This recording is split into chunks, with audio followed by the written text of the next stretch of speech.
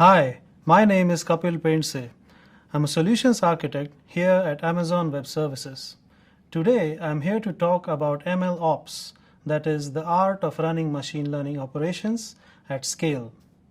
We will start by unpacking the typical development cycle of machine learning, and then we will talk about the challenges of operating machine learning at scale. We will close out this session with a deep dive discussion about how you can build out an operational framework for ML on AWS in a way that overcomes those challenges.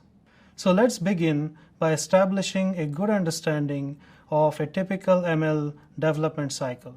In its most simplified form, you start with the build phase in which you explore the data and develop your algorithm, and then you move into the train phase.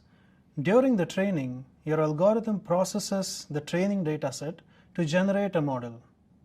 Once you have a model that performs satisfactorily, the next phase of the cycle is deployment. In this phase, you deploy your trained model into a production system. So it looks fairly straightforward so far, right? You build, you train, and then you deploy. But if you look a bit closer, you realize that you can't simply deploy something and forget about it. You have to monitor it to make sure that it continues to work the way it is supposed to. And just like we can never be sure that a piece of software is 100% bug-free, we can never be sure if the ML models will work as expected all the time. There could be unexpected issues that crop up. One such issue is something called data drift. It is caused by a shift in the statistical characteristics of the data. Let's take a real-world example. Let's say you have a model that makes house purchase predictions. Such a model is very likely to have been trained using datasets that include home loan interest rates. Now, if interest rates change substantially due to changes in economic conditions, this model will start to see input values that are substantially different from what it was trained on, and its predictions will start to become less accurate. Detection of this problem is hard, but it is vital so you can retrain your model with new data. And by the way, going from build phase to the train phase, it's never a one-way street. Most of the times, it is a highly iterative process. Your model is not going to be perfect the first time, and you will want to go back and forth trying different variations of features, optimizers, network architectures, and so on. And you need good tools to be able to run such experiments and compare the results. And finally, if we zoom out a little bit, we realize that the ML development cycle is actually part of the virtuous cycle of data. The idea here is that you capture new data as your customers interact with your products, and then you analyze this data to understand your customers' preferences. Based on this understanding, you build new features that your existing customers will like, and new features that will help you win new customers. And with these new features, as more customers interact with your product, you can collect even more data. The point here is you need sophisticated tools to manage all that data and to annotate this data so that it can be used for machine learning. So you can see it's not just a linear build, train, deploy process. There's a lot of complexity involved here, especially when you operate at scale. Now, I'll be honest with you. I'm not a machine learning practitioner. I'm a software engineer at heart. But I have worked with a lot of people who are real ML practitioners. So, I want to tell you my story and my learnings through that journey, because when I look back, I realize that a lot of challenges that I faced back then were really challenges of operating machine learning workloads at scale. So, at one of my previous jobs, I was hired to build this SaaS platform software as a service platform that handled streaming videos from surveillance cameras, which can then be processed by machine learning modules. And these modules were supposed to output events whenever they detected something of interest. I was told that these ML modules will be built by a separate team, and my task was really to architect this SaaS platform that would make those ML-based features available to users around the world. Now, at that point in time, I already had a lot of experience dealing with live video from surveillance cameras, so I said okay. And we went ahead and built an entire SaaS platform for video streaming and video management.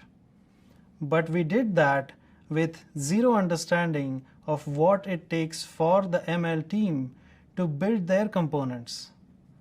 All we knew was that the ML team was going to release their features, and we were supposed to integrate with that.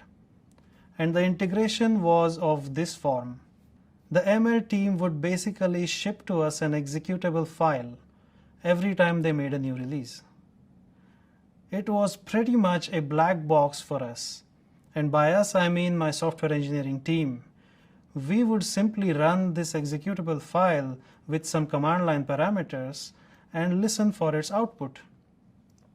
This worked in the beginning, but at scale, this quickly became a massive problem. Our teams were out of sync. We had no common workflows. As a result, our release cycles were first to break down. One side or the other would never be ready with the same integration code, and so integration tests started to fail very often.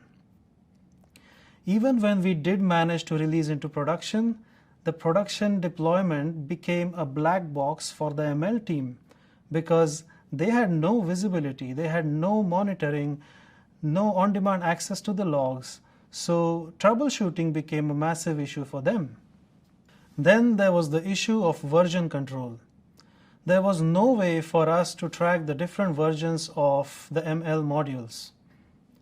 I mean, it became so bad that we had to resort to putting that executable file in our Git repository so that we could at least roll back to a known stable state of integration. In hindsight, it was a series of bad decisions and lack of proper tooling. And I think the root of all that was that the ML and the software engineering teams didn't talk to each other.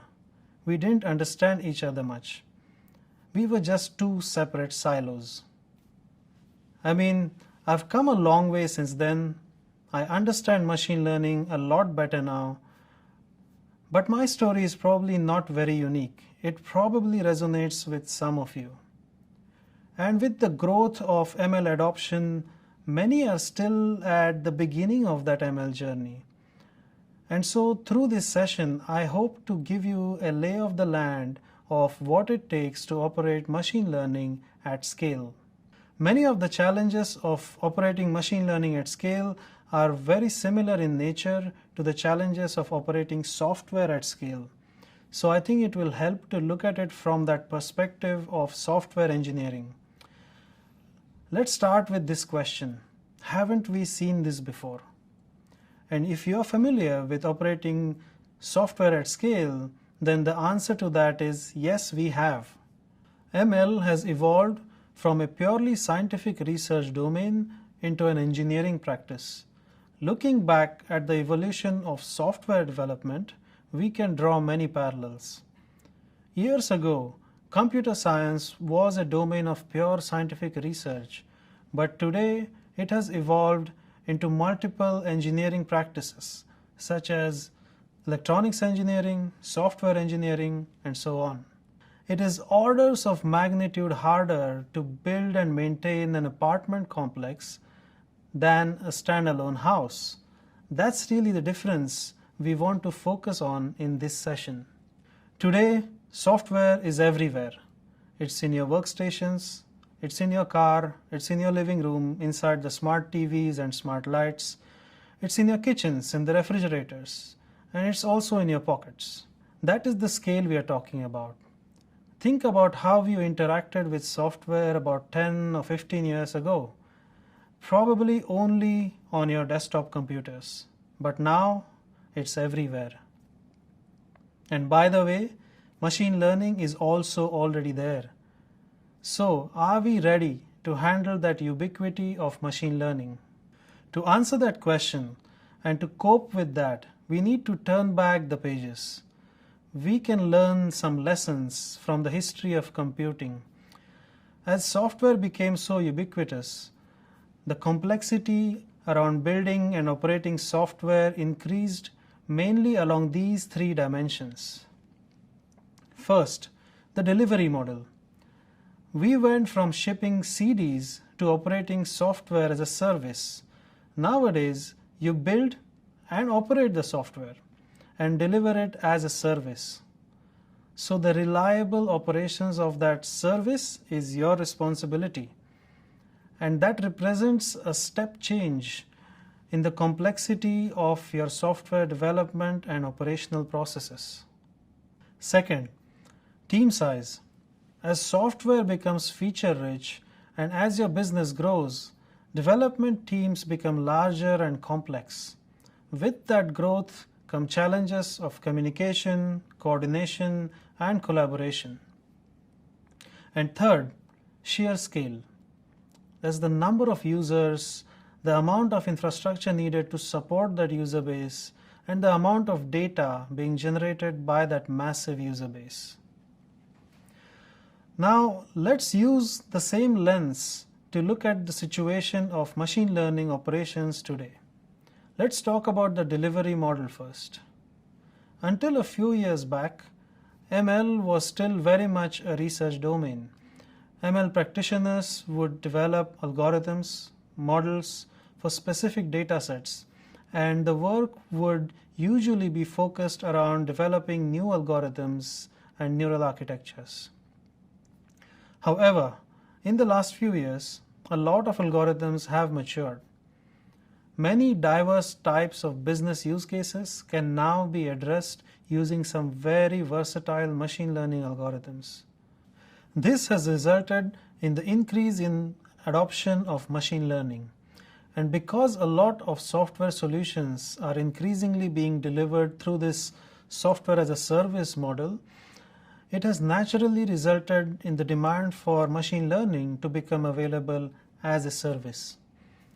And when you want to deliver ML as a service, you have to extend those SaaS constructs to make them suitable for machine learning as well. For example, how do you do continuous integration and delivery for machine learning? How do you implement automated workflows for machine learning? These become necessary because you want to be able to smoothly roll out newer versions of your ML models into production. You want to be able to perform experiments in real time to see how different models perform and compare them against each other.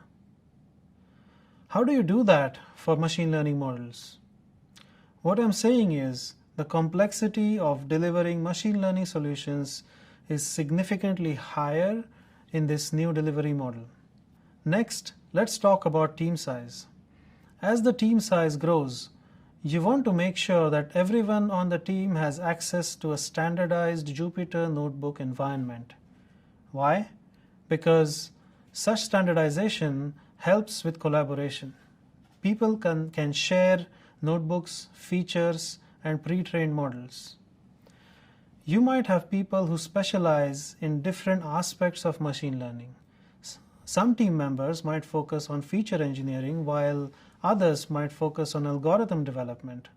And maybe some other members only focus on model tuning. This is where having the right workflows and standardizations becomes very important because your code is no longer built by a single person. Many people contribute to it. And lastly, let's talk about scale. As you deploy machine learning in production, you expose your ML models to a scale that can be anything. From a handful of users today, you might see a sudden uptick in user acquisition tomorrow due to changing circumstances that are beyond your control. You might need to acquire bigger GPU farm, you might need to run a lot of distributed training to handle the increasingly larger data sets, you might have to do hyperparameter tuning at a much bigger scale, and with the increasing number of users, your data sets are going to keep getting bigger. So you will need tools to store, label, and curate all of that data. And in order to handle that type of scale, you need access to highly scalable infrastructure and be able to consume it dynamically. If you don't lay the right foundation, the complexity of managing infrastructure can actually grow faster than the increase in user acquisition. Let me say that again. If you don't lay the right foundation, the increase in complexity might happen faster than the increase in your user base. Going back to the drawing board to rebuild everything at a time when your business is seeing an uptick in user acquisition is a really bad place to be, because there is so much pressure to keep the user base growing, and you will end up having to take shortcuts that you really don't want to. Now, that's enough talking about the different challenges of ML Ops. Let's dive into solutions now.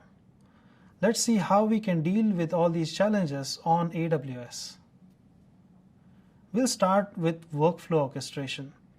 And not just because it is a key element for good ML operations, but also because a lot of people think that workflow orchestration is the nirvana of ML Ops. I'm here to bust that myth. I do recognize the importance of having a good workflow orchestration tool, but I see that as the start of a good foundation. There are a number of good workflow tools out there, and I want to highlight some of them that not only run on AWS, but also have integrations with various AWS services and features. Metaflow is a cloud-native framework that helps ML practitioners build and manage real-life data science projects. Metaflow was originally developed at Netflix, and it leverages the elasticity of cloud by design. Metaflow was released as an open source project by Netflix in partnership with AWS to provide seamless integration between Metaflow and AWS services such as Amazon S3, AWS Batch, and Amazon SageMaker. Flight is a cloud-native machine learning and data processing platform open sourced by Lyft. Flight frees you from managing infrastructure, allowing you to concentrate on business problems. It is built on top of Kubernetes and gets all the benefits that containerization provides. Flight has a growing collection of plugins including AWS Batch, Kubernetes, Hive, and Spark. Apache Airflow is a highly extensible open source workflow management platform that was originally developed at Airbnb. It has integrations with several AWS services, including AWS Batch, Amazon S3, and Amazon SageMaker. Many customers want to use the capabilities of Amazon SageMaker for machine learning, but they also want their infrastructure teams to continue using Kubernetes for orchestration. Amazon SageMaker addresses this requirement by letting Kubernetes users train and deploy models in SageMaker using the SageMaker Kubeflow operators and pipelines. We also see some of our customers build serverless machine learning workflows using AWS step functions. AWS has published an open source SDK for Python that allows you to easily create workflows. You can pre-process data using AWS Glue and then train and deploy machine learning models using Amazon SageMaker. As AWS Step Functions is fully serverless, your workflows can scale without having to worry about the infrastructure. Now, let's go back to this development cycle of machine learning. This is a generalized view and you will have your own workflow that might differ from this, but the main phases will be pretty much the same. On AWS, there are tools within the Amazon SageMaker ecosystem that address each of these phases. Let's take a look. We'll start with the build phase. This is where you normally start a new project. In the build phase, you will want to analyze your datasets, figure out which features, algorithms, neural architectures work best for your particular use case. So to help with that, you can use Amazon SageMaker notebooks. These are hosted Jupyter notebooks that are available as part of Amazon SageMaker Studio, an integrated development environment for machine learning. You can spin up SageMaker notebooks in seconds. They come with several pre-built ML environments that support common packages and frameworks like NumPy, scikit-learn, MXNet, TensorFlow, and PyTorch. These notebooks are great for collaboration as you can share your work with your colleagues with a single click. As we saw earlier, the build phase is never a one-off activity. Machine learning practitioners have to explore the data and try many variations of features, algorithms, parameters, and neural architectures to find the combination that makes sense. And to help with this experimentation and comparison, you can use Amazon SageMaker experiments. SageMaker experiments helps you track your experiments by capturing all the parameters, metrics, models, and other metadata that went into building each experiment. It helps you organize your experiments and trials so that you can compare them and evaluate them side by side. Sometimes, when you are building ML solutions, it's important to be able to go from 0 to 1 quickly. To help with this, you can use Amazon SageMaker Autopilot. Autopilot is an AutoML feature of SageMaker that supports regression and classification. You can bring your data in a tabular format, like a CSV file, and you can tell Autopilot to create a model that can predict the values of a particular column in your data. Autopilot automatically runs several training trials on your behalf. Once the process is complete, you can view the performance of each trial and you can select the one that you want to use. Autopilot is not a black box. For each trial, you can access the generated model and its source code as a Jupyter notebook. This is powerful because it lets your ML practitioners go from data to a decently performing model fairly quickly, and then they can focus their efforts on further fine-tuning of those models by modifying the source code. Now let's move to the train phase. You can run small training experiments on a local environment, but when you're dealing with large data sets or algorithms that require access to resources like GPU farms, SageMaker Training Jobs is the right tool to use. All you have to do is bring your datasets, set up some training parameters, specify an infrastructure configuration, and optionally provide your own training algorithm. By infrastructure configuration, I mean the type of instances to run the training job on and the number of such instances to distribute the job across. SageMaker takes care of starting those instances, bootstraps them with the right software dependencies, and makes your datasets available on those instances. And then it executes your training algorithms. Did you notice that I said you can optionally provide training algorithm? Well, it's optional because Amazon SageMaker provides several built-in algorithms, including XGBoost, random cut forest, k-means, image classification, object detection, blazing text, and so on. Amazon SageMaker also supports automatic model tuning, also known as hyperparameter tuning. Hyperparameter tuning finds the best version of a model by running many training jobs on your dataset with different hyperparameter values. To search the hyperparameter space, Amazon SageMaker hyperparameter tuning supports two strategies: random search and Bayesian search. Next, let's talk about a new feature called SageMaker Debugger.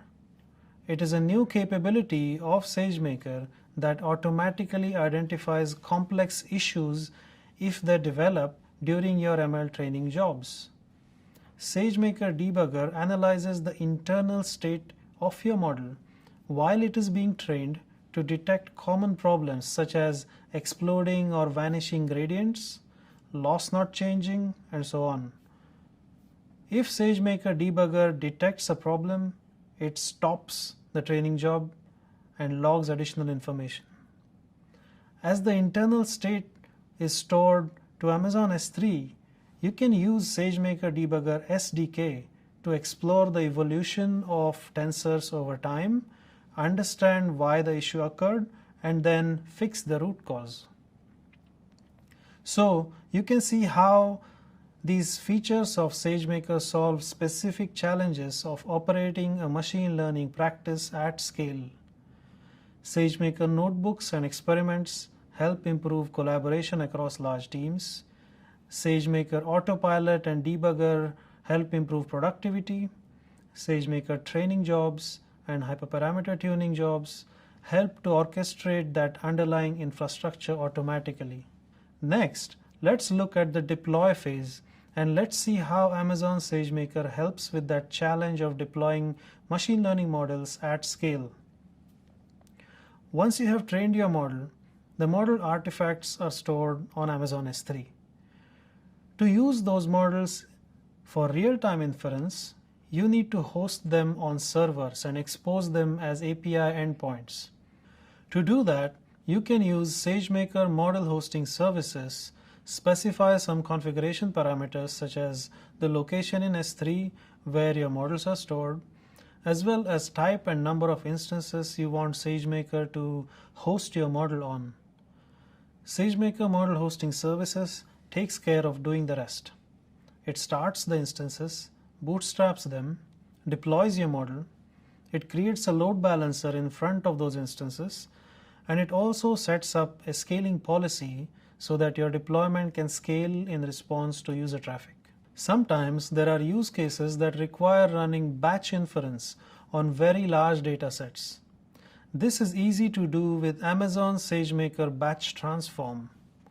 Once again, with a model already trained, all you have to do is specify some configuration parameters, like the location in S3 where your model is stored, as well as the type and number of instances you want SageMaker to deploy your model to. You also specify the S3 location of your input data, as well as an output location where you want the inference results to be stored. SageMaker Batch Transform manages the rest. It starts those instances, bootstraps them, deploys your model, it reads the input data from S3 and distributes that data across all the instances in the fleet. And then it also collects the inference results produced by your model and stores that output to the output location that you have specified. After all the input data has been processed, SageMaker automatically shuts down the underlying infrastructure.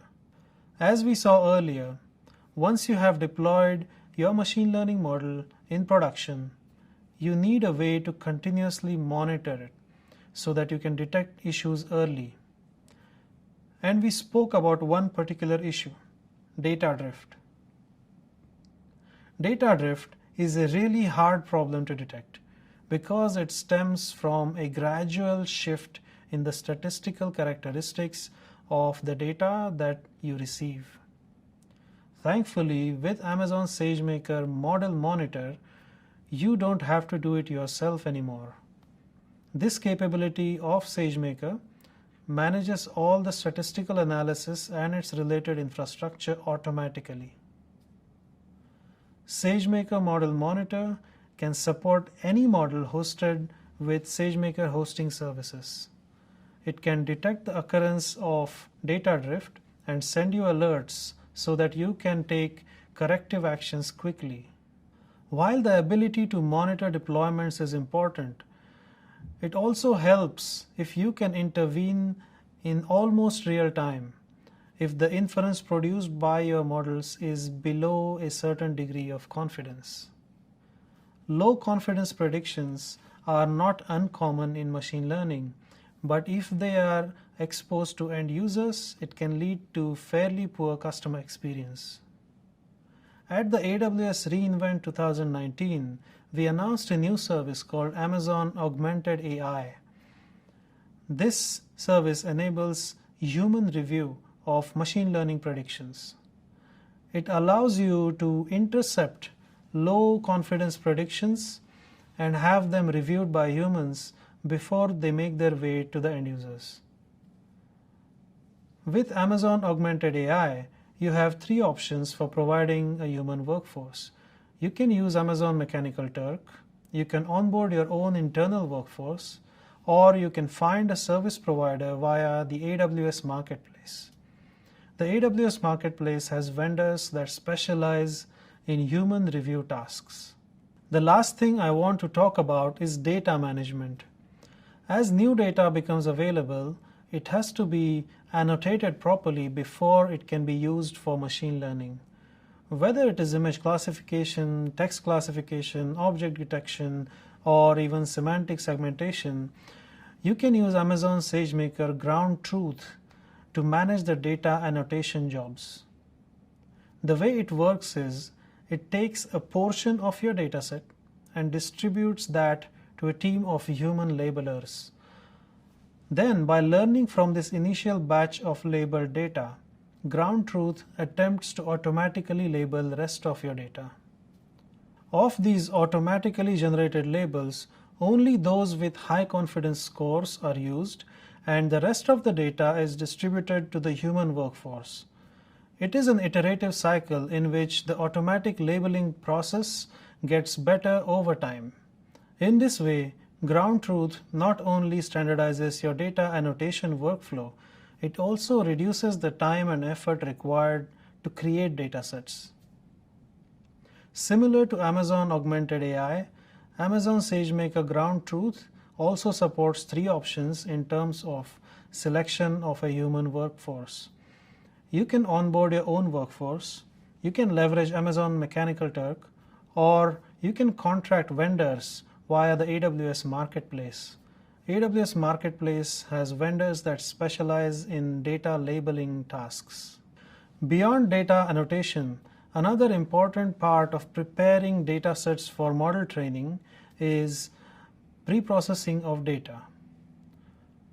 Data preprocessing can involve various things like handling null values, standardization of formats, one-hot encoding, and so on.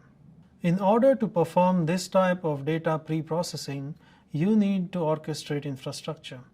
This can be complicated if you have very large datasets. To help with that, Amazon SageMaker provides a capability called processing. With the Amazon SageMaker processing job, you package your data processing logic in a container, and SageMaker takes care of executing it on highly scalable infrastructure. It also distributes your data across the fleet of instances and collects the processed data into an output location on S3 that you specify. Now, all the features that you see highlighted here are available to ML practitioners from a single, fully integrated development environment called Amazon SageMaker Studio. This integrated experience is currently available as a preview in the AWS region in Ohio. I would like to invite you to give it a try and send us feedback. Now, let me recap by revisiting these guys here. Remember them? Yeah, they need to become friends. And I don't mean that they have to exchange cupcakes, but they need to start talking to each other. There is a lot that developers and architects can learn from ML practitioners. And vice versa, software engineering has solved a number of challenges that come with operating at scale. So ML practitioners can learn from that as well. And there are no tools that can help you with this one. It's more about having that environment and that workplace culture which fosters cross-domain learning and collaboration. So please remember to invest in creating that environment and break down those silos. And then remember that ML Ops increases in complexity along these 3 dimensions: team size, delivery model, and scale. Managing that increasing complexity can be quite tedious and involves a lot of repetitive, undifferentiated heavy lifting. The good news is that you can offload most of that to AWS services like Amazon SageMaker and Amazon Augmented AI. Amazon SageMaker Studio and its features like notebooks and experiments help you streamline collaboration across large teams. To deal with scale, Amazon SageMaker's features like training, hyperparameter tuning, model hosting services, and batch transforms really take away that undifferentiated heavy lifting of managing highly scalable infrastructure.